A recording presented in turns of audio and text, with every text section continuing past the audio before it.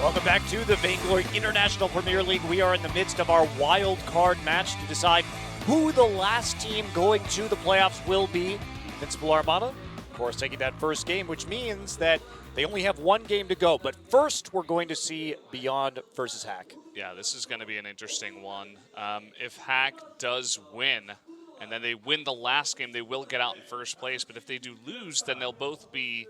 Well, I guess Hack does have to win then to force the tiebreaker at least. Correct. So we still could. Again, guys, this will be basically an infinite round robin until somebody gets a 2-0. So if we do end up with Hack losing this next game and then winning the final game versus Invincible Armada, we will go into a full second round robin with 3 more games. That being said, after seeing the play of Invincible Armada there, I think... You know, we were saying they were the favorites to get out of this one, and I would not be surprised if they just go ahead and get a 2-0 here. Yeah, especially because you think that Beyond, despite Hack's recent win streak, winning their last 3 games, those games were coming in against Raid and Wild, which really were not the same type of challenges faced down by Invincible Armada and Beyond. Yeah, 100% here, agreeing with you. I also think that Beyond should be favored coming into this one. Hack gets like a slight advantage by seeing one more game out of Beyond, just seeing what picks exactly they wanted to go for, and maybe what, thinking, discussing what they could do to possibly counter that in a way that Invincible Armada also did. Yeah, and what's interesting to me about these two teams is that they have very similar play styles. They're based around very heavy Crystal Power laners. We know that Galaxy was able to pull out some amazing comebacks on that Scarf. And so here's a chance for both of these teams to sort of wait, scale. I think we're going to see a slower game here with a lot of siege and poke. Yeah, I think we definitely should. As you said before, these two teams kind of stuck in their ways. I don't think they're going to change it up here in a very specific way to try to counter their opponents. I think they'll just go with what they're comfortable with. So taking a look here at the Hack players, here's Plex, the roaming player here. Yeah, has had his fair share of jungle games, though, considering that, he kind of is the jungler with Phone playing more Catherine and Adagio, whereas he's been even playing Ringo and Koshka. So the positions here are a little bit deceptive. They kind of mixed up their roster for the first 2 games, caught a couple of losses, and then they finally landed on something that worked out for them. Well, I think what really changed about this is, Galaxy started out in the roam position, then was in the jungle position, and then they finally moved him over there. Plex was playing Ringo in lane, and once they let Galaxy play lane and they switched up to looking more at Scarf and Celeste as opposed to Ringo and weapon power laners, that's when they started winning.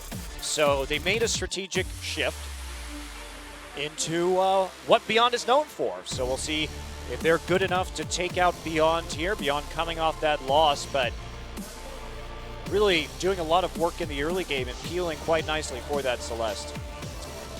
Well, we're going to take another look here at Beyond.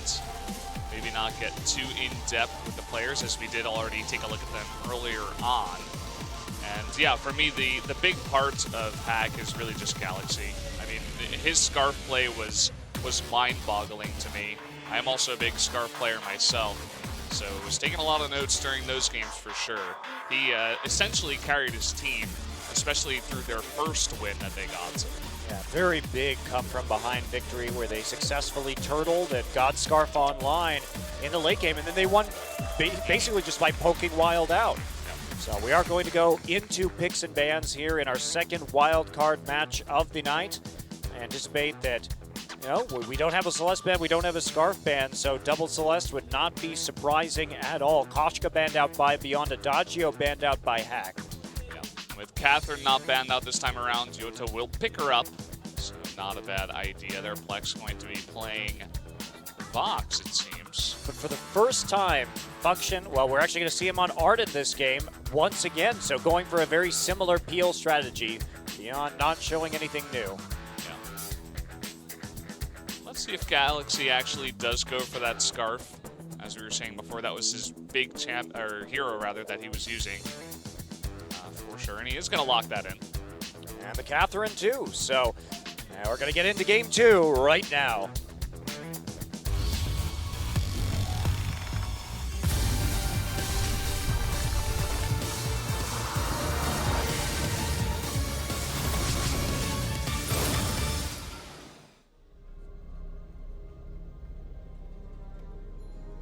Well, this is a loading screen. Mm-hmm. Maybe we'll get into this game eventually, Valdez.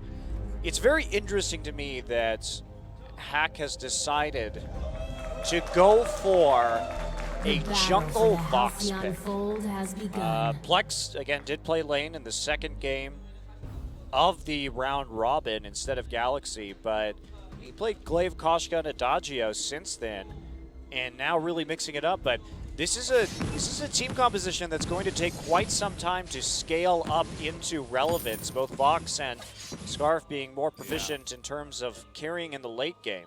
You know what this might be? And we'll have to wait and see if this is actually what they're going for. But maybe they're just saying, we're going to pick 2 crystal-heavy heroes and play for the ultra-late game because we know Beyond is going to go for that protect the Celeste composition. And if they are going for that, they can essentially just get 2 threats online instead of 1. Yeah, that's right. And we do see a little bit of scrapping right here in the bottom jungle as Hack will be forced out of their tribe rush. With a move down into the shop from Forgotten War. But yeah, I mean, Function really isn't going to be able to do much here. They're going to get on Plex, but Sonic Zoom will get him out of trouble. And yeah, the Arden just isn't going to provide that much early game threat, especially if Function goes for that same build of the 6-shooter straight into a couple of Dragon Hearts that he did last time. So pretty safe farming, honestly, for this Vox, and I like what Hack is showing us. I think it's a smart reaction to what we saw Beyond play in just the last game. I'm loving it as well. I think the later this game goes on, Function's really going to have no function here for this team. It's kind of funny, but also kind of sad. Maybe they were predicting a Taka pick to come out, but now seeing the Vox, I'm not sure if they'll be too happy. There's just going to be an immense amount of damage coming out from that Hack team, and with you know, big ultimates from Phone as well, as long as he can get those online, it's going to be gigantic as well. Now there's the stun, and Galaxy going to take quite a bit of damage, but has those sprint boots first, so he's just going to get out of trouble immediately. And that's one aspect of this particular team composition is with the Vanguard onto Catherine, you can speed up the Catherine to land that stun. It's a very effective ganking tool, like we saw right there, but Galaxy takes the boots early, so he's not going to fall. That is why you take boots early, Monte Cristo, for that alone. Like, I mean, especially if you know there's an Arden and a Catherine with that combo coming out of the jungle, does make it worth your time. Exactly. A little bit of a camp right here, and we are going to see Function and Yota get into a brush and take a little bit of damage from Hack playing very far forward.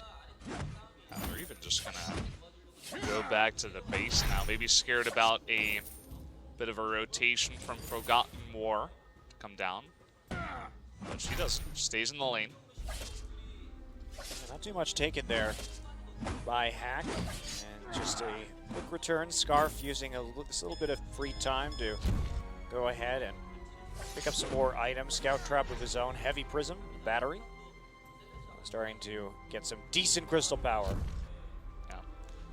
We've seen, I guess, 2 different builds out of these scarves that we have seen so far in the VIPL. One was that big poking build with the Frost Burn, where you just sit back and you slow them. You never really get on top of them. Dragon's Breath is saved for very late in team fights, only if it's 100% necessary, but mainly you're just relying on those Spitfires to do that poking damage. The other one is just, you know, pretty standard Eve of Harvest, Broken Myth. You're going for big team fights, you're going to be in their face, you're going to have a lot of sustain as well. I like the differences that we've seen in those Scarf builds. Some of them also just a little bit on the tankier side, so you can open up a team fight with the Dragon's Breath and not be so poke reliant, really. So we'll see what happens. Obviously, in this particular scenario, having the speed boost from the Dragon's Breath is quite useful for Fox to get into the middle of the enemy team.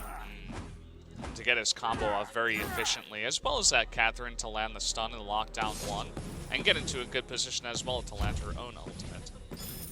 Okay, Beyond still pushing forward right here, looping around to clear out some scout traps, and they're going to go after this one again. Galaxy going to eat a stun. There's the Vanguard, but the Flaming Goop deters any possible follow-up. Phone and Plex also there to counter gank. Yeah, Forgotten War not in a great position. I'm not even sure. It may have been a miscommunication error there, but not in position to land core collapse after the stun from that Catherine, so not the best gank. Certainly not, and now they're going to try and kite this one out. Yota caught out in front, and that Goop going to do some work. Vanguard actually saving Yota right there. Forgotten War now trying to zone out, get some Heliogenesis out there onto the field, but everyone on Beyond taking a large amount of damage. Yeah, Hack actually looking for the kills here. Maybe not confident enough to go for the gold miner just yet. Maybe just wants to take some of the enemy's jungle instead. Yeah, definitely the safe call here. Just go clean out their jungle camps while you can. And actually, Galaxy manages to die as no one from Beyond went back, and he got a little bit surprised. Wow. Yeah, definitely was probably just not expecting that kind of gank to come out. Now Phone and Plex thinking about going for the gold mine, but maybe just protecting it for now. Yeah, they just have to protect it, but I mean, Beyond had to recall. They saw how low Beyond was, so Hack going to use this opportunity to try and clear this out. Forgotten War not 6 yet, so it's going to have to be a pretty precise snipe, and it's not going to work. Plex will grab the gold miner. Yeah, a bit too late there. Would have been cool to see a core collapse combo into Heliogenesis to try to really secure that, but maybe just taking the safe route. And really just too bad that Forgotten War didn't have his ultimate yet. Just gets it right now. If he had had that, he might well have been able to take it, but Heliogenesis steal not quite so easy. Beyond, see if they try and deal with this gold miner in turn. Everyone on Hack, now moving back towards that objective. Just checking the brush with the Spitfire there. There's a flare going down. Make sure no one is in there and waiting. And Hack thinking about fighting. This is Core collapse is down. Yeah, core collapse is down. Forgotten War will get out with the Vanguard. Gauntlet is thrown. So the arena has been set up, and there is Phone going to eat the ultimate from Celeste, and they managed to get Galaxy again. He was trying to cover for his allies. Phone now running. Forgotten War is full HP. Where's the stun from Catherine? Not going to be necessary, as we do see Phone fall, and now Beyond turning this game around. They'll get the gold miner for themselves. That Gauntlet doing huge work for Beyond in that team fight for sure, splitting them up. And then Scarf just getting a little bit too far forward. Galaxy getting a bit eager there, I think. There's no reason for Hack to fight right now. They have great scaling, and they had control over the gold miner. All they had to do was keep poking the enemy team off it and control that objective, and they should have a late game edge. Yeah. There is a sign for Inare. Yeah, there was even a picture as well, maybe a fan for her. But yeah, it was kind of interesting. I think they were just, they were really just trying to push it while the core collapse was down. It was a decent idea, but Forgotten War's positioning was fantastic, and Function's follow-up with the Gauntlet was also nice, so really not much you could have done. Here we go, another engage from Catherine. Forgotten War just going to go ahead and block that, though, with a reflex block, so no stun. Phone gets stunned in return, and now Plex trying to get some damage down while he can. Will take a turret shot, getting a bit too close.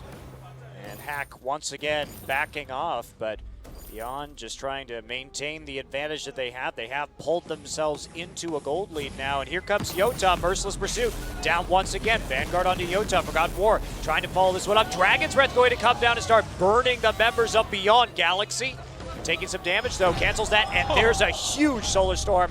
Galaxy, Gauntlet, caught in there, but he gets the Flaming Goop at the choke point. He still falls. Wow. Yeah, I mean, Scarf is just not farmed up enough yet to do, considerable damage with that ultimate, but that was some pretty nice play within the gauntlets against the wall, I have to say. He was doing his best with what he was given, but unfortunately not going to matter too much for Hack, as they do go down in that team fight. Yeah, nice. Great ultimate there from Celeste to chunk out Galaxy and enable that pursuit. So he was kind of like, okay, I may or may not hit Phone or Plex over there, but I'm going to lock down the kill onto Galaxy, the big carry so far from Hack, and just make sure I can get that first.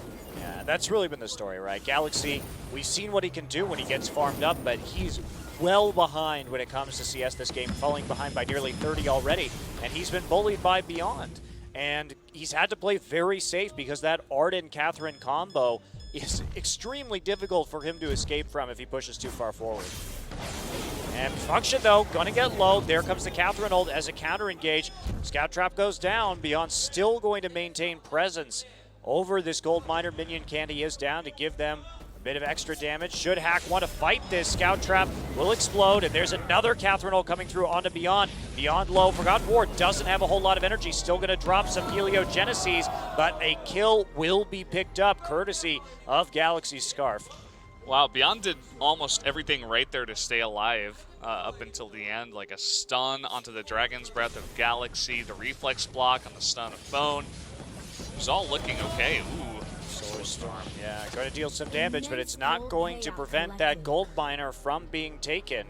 So Galaxy grabs a nice chunk of change, and Hack will be closer to that gold total accrued so far by Beyond. They're going to regain position there with that gold mine. They do have some decent scout traps forward up towards, you know, even in this brush here. Forgotten War really should take that out. It's going to make Scarf a lot more safe in that lane to just farm up and reach that late game that they do want to. So Beyond right around that gold miner once again. Hack taking that defensive position. And we'll see if they push out. Now that Scarf is here, they are seen by a flare in that tri-brush. And nope, nobody going to really push or play around that gold miner any further. See what Hack can do. Galaxy just cutting off a choke point.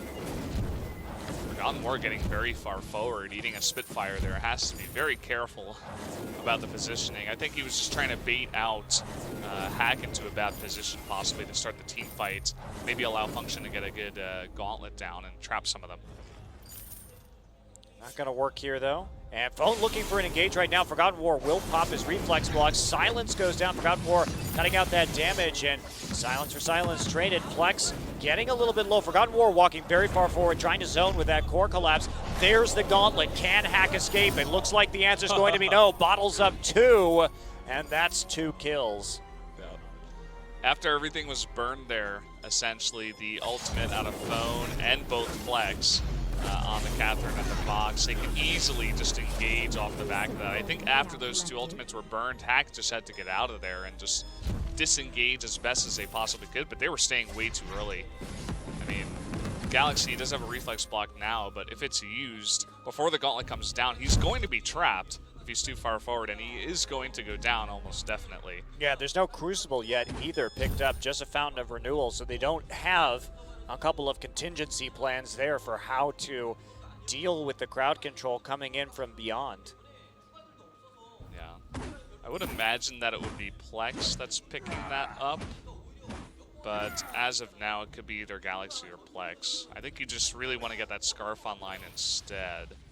Yeah, I mean, Phone has the O card, so he could still go for it potentially, but that's be a pretty core item timing here for Hack. Got the damage, but the lockdown presented by Beyond is giving them a few issues. And there we go. Function is going to get stunned up right there, and they're going to light that goop on fire. Forgotten War is going to casually walk through it. He's got an Eve Harvest, so just heal back up, no problem. And Beyond right now in a fantastic position in terms of vision with the gold mine. They do have the Minion Candy on that as well, and Scout Traps litter everything, even on some of the spawns there of the jungle minions. So they have a very good idea of where Hack is at all times, generally, and they can use that to their advantage here as that gold mine nears the 15-minute mark and spawns into that Kraken. So they definitely want to secure that here. That's the goal for Beyond right now. Yeah, they've got the Minion Candy down. They have the vision. They have the Scout Traps, placing more as we speak. And Hack may try and make one final push onto this objective, but it's not really looking too good for them to take it at the current time. They've got a lot of work to do in the next 30 seconds. Waiting to see what they'll do right now. Slowly moving through. Chunky rushes with the flares, but the Heliogenesis zoning is going to poke Plex pretty hard. And those auto attacks too, revealing phone. That's one of the great things about Celeste's perk is she gets an auto down and it basically acts like a flare on the hero hit. Yeah. So you can see where they're moving even if they're in a brush or in the fog of war. It's kind of interesting also that neither Galaxy nor Plex is building any kind of shield. Really, especially against the Celeste, who's going to be really the only source of damage. I think you do need to play a bit defensive at least, maybe one item.